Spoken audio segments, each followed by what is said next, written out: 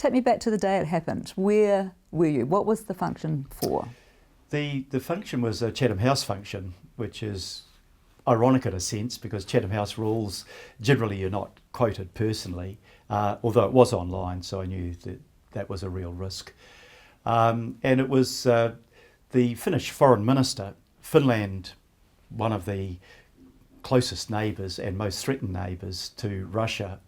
Their foreign minister was speaking, and her theme was, we know Russia, and we know that you cannot rely on any agreement that you make with Russia because Putin will do what he's going to do, and this is why we as Europeans have to come together. We have to put more into our defence expenditure. And people didn't directly mention Trump per se, but it was the elephant in the room. And everybody had been listening to what Trump had been saying about Ukraine. And just talking as you meet regularly with other members of the diplomatic community at different functions. And everybody was feeling really astonished and appalled at what President Trump was saying. Well, take me back to the time. What was he saying at that time? Well, the first thing I remember with astonishment was that on the so-called misnamed Truth Central, he was saying that Zelensky was the dictator. And I thought, hang on a minute, Zelensky's a properly democratically elected leader. He got a big majority. He set a new course for Ukraine, which was very much European-oriented rather than Russia-oriented. He was being labelled the dictator, yet the person that he was fighting against, Putin, was receiving no criticism from Trump and never has received any criticism from Trump. But we know Putin. Putin is the person behind the mysterious falling out of fifth floor windows of any of his opponents, the Novichok poisonings, the death of his main presidential opponent, Navalny. Clearly, the dictator was Putin. Yet the criticism that President Trump was making was wholly directed towards the democratically elected person who was fighting for his freedom and for his country's nationhood. And then President Trump said, Ukraine started the war. Well, you don't have to be very bright to understand that the aggressor was the country that invaded Ukraine, that was 3 times the size of Ukraine, that committed war crimes that are documented, that killed tens of thousands of civilians and destroyed whole cities and infrastructure. So this Orwellian, concept, George Orwell, Animal Farm, the concept that if you're going to tell a lie, tell a big one and make it totally opposite to the truth, was something that appalled not just me, but the wider community, the people of the United Kingdom, the feedback I was getting from New Zealand. And it just seemed to me all of these lies were being told and needed to be called out, and nobody was calling them out because President Trump intimidated people to the extent that it was like the emperor having no clothes, Hans Christian Andersen, the fairy tale. Everybody knew the emperor was naked, but nobody would say it because they feared the repercussions of telling the truth. And I thought the truth needed to be told. You thought that in advance of going into that function that day? Oh, absolutely. I was feeling so angry about what I can only describe as a betrayal of the cause and the principles that we were previously supporting for Ukraine's freedom, for its democracy, for its nationhood. And Trump had totally reversed the Biden administration's policy to the point that now the victim was being called the aggressor, the Democrat was being called the autocrat, and then we saw the thing that I think I felt most angry about was the scene where President Zelensky was in the White House. Zelensky's first language is Russian, his second Ukrainian, his third is English. He was struggling to use the language that was his third language to explain to President Trump the plight of his people and what they'd suffered. And then Vice President Vance came in, attacking him for not being grateful enough for the sacrifice that Ukraine itself was making on behalf of the democratic world. And then Trump weighed in, and it was probably the most disgraceful and appalling piece of non-diplomacy I've ever seen. And I felt really angry about that, and I think that was a view that anyone watching that program would have shared with me. That was the background for going to this meeting. There was one other thing that I should mention. I'd gone back, I knew quite a lot about what had happened prior to the Second World War, and the Munich conference where Neville Chamberlain, the British Prime Minister, came back with a note. He waved in the air and said, "Peace in our time." He had gained peace by conceding part of Czechoslovakia to Hitler. He thought he was getting peace in his time. What he actually did was encouraged Hitler to go on to invade the rest of Czechoslovakia and Poland. And I was reading Churchill's comments, and it was a really powerful quote. He said to Chamberlain in the House of Commons, "You had the choice between dishonour and war. You chose dishonour, and you will have war." That was a powerful message. I recalled that President Trump had restored the bust of Churchill to the Oval Office. To do that, he must have known something about Churchill. And if he knew anything at all about Churchill, he knew that Churchill had stood out in the face of Nazi aggression prior to the Second World War to oppose appeasement. Yet it seemed to me that he had learnt nothing from that history, and that he himself was appeasing the Kremlin. So I asked the question. I thought it was a serious question, an important question, and I thought I put it, compared to how I was feeling, quite diplomatically. Do you think that President Trump has learnt the lessons of history? That was the question that I asked that caused the reaction from the Foreign Minister to remove me from office. It's fascinating to me to hear you describe all of the thought process that went into that it was such an intentional statement or question that you asked that day, not just some brain fart that came tumbling out. You knew exactly what you were doing that day. That was planned. Absolutely. I thought that was the most important question on the topic that we were discussing. But did you consider that you were no longer a politician? You were a diplomat. You were our man in London. You're not allowed to have opinions anymore. You have to leave them at home. Yeah, look, I accept that criticism. A career diplomat might not have asked that question. They're trained to be cautious, and they're trained not to express any strong value that they might hold personally. To be fair, however, I thought that the question that I asked was a question that most New Zealanders would have been asking themselves, including the Foreign Minister and the government. I did not think that my question was out of line with what the government would have been thinking, but perhaps might not have asked. So therefore you didn't anticipate any consequences for saying what you said? I thought there may have been consequences. I thought it was important enough to say it, and I think today that it was important enough to lose my job for asking that question.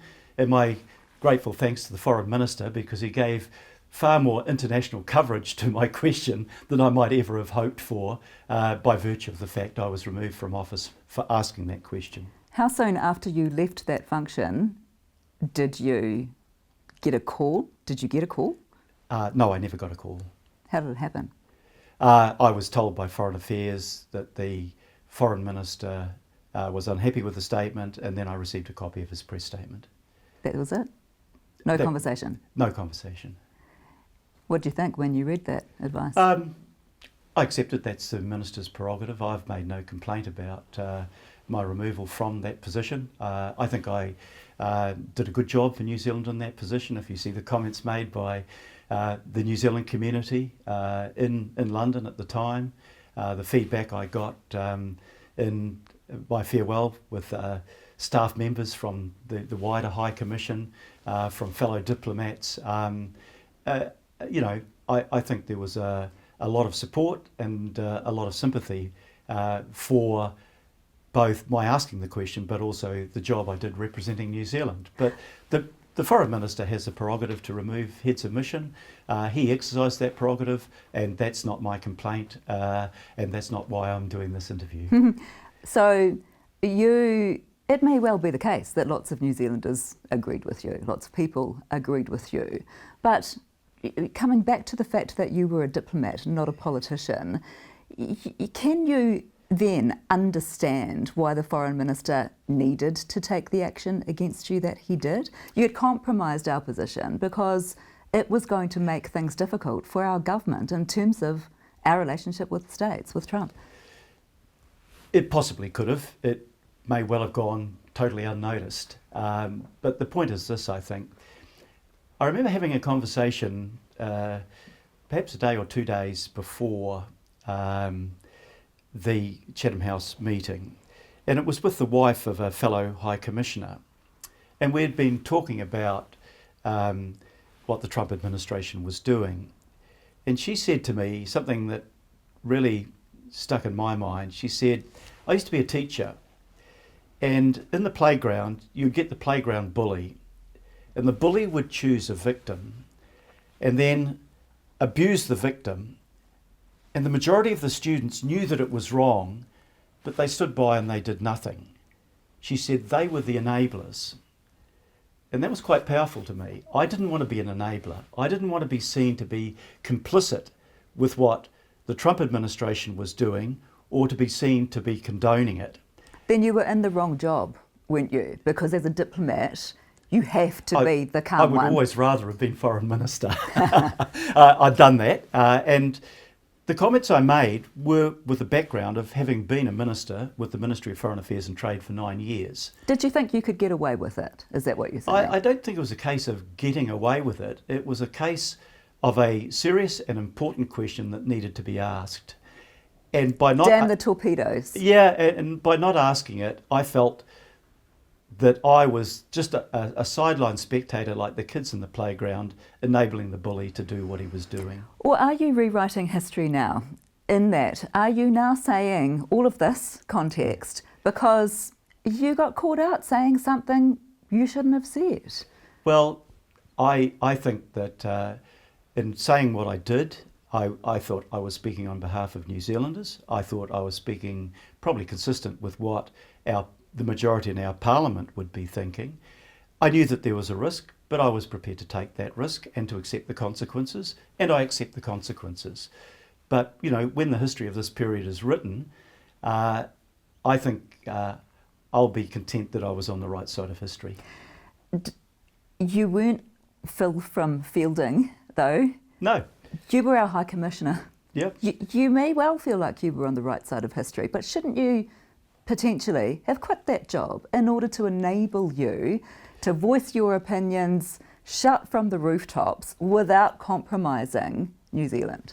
Well, I don't think I was compromising New Zealand, and I think it's a mistake if we believe that by staying silent in face of the repeated lies that were being told about Ukraine, the betrayal of the sacrifice of the Ukrainian soldiers that I had met personally in England, that was what was important to me. And maybe I'll just say something about that, because for most of us, Ukraine is a country that is a long way away, and very few of us will know personally anyone from Ukraine. Part of my role as High Commissioner was to go down and visit the New Zealand troops in the Salisbury Plains who were training Ukrainian soldiers.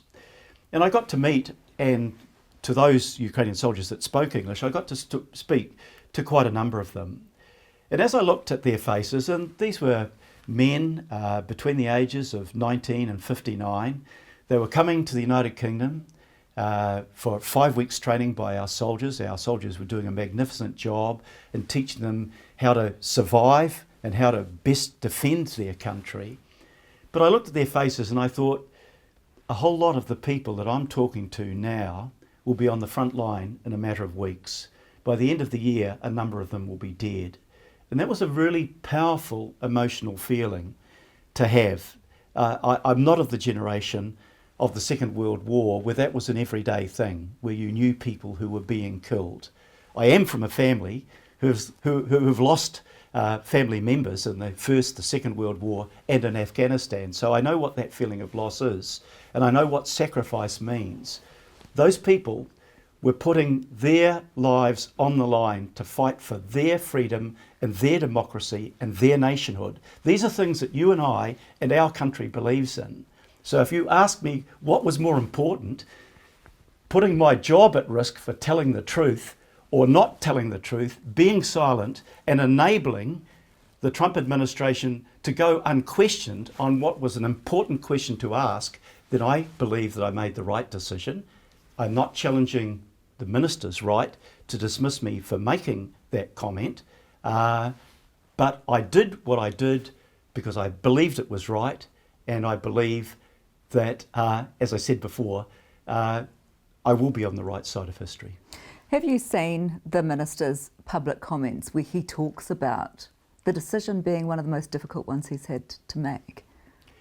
Yeah, I did hear those comments, and that he held me in high esteem, and it's very kind of him to say that.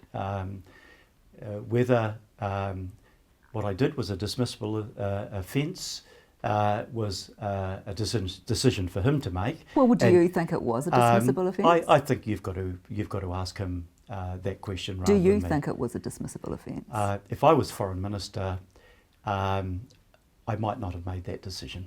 But I accept the minister's decision, and I'm happy to accept the consequences of my action. Are you adding to the unemployment stats, or have you got something lined up? I'm past retirement age, so I won't be on the unemployment benefit. I don't know what I'm spending a lot of therapeutic time chainsawing and splitting wood and working around Who have the you farm. got in your mind when you're thinking, when you're bashing that way? Yeah, I won't be explicit about that, but you can imagine. I'll take a bit of time out. I've got a lot of work to do. I'm really happy to be back home. I love this country. I love living here. I've been approached by a publisher if I want to write a book. Don't know whether I've got the discipline to do that yet, but there's been some interesting things. 40 years of political life, 15 years as a cabinet minister, over 3 decades in Parliament, and 2 terms as the Mayor of Auckland, and the time I spent in London. What about a third tilt for the Auckland mayoralty? I don't think so. I said when I stood down last time that it was time for somebody younger. There's an irony in that. I think it is time for a younger generation to accept the responsibilities, to make the decisions about the future of our country. But I'm not great simply as an observer of politics.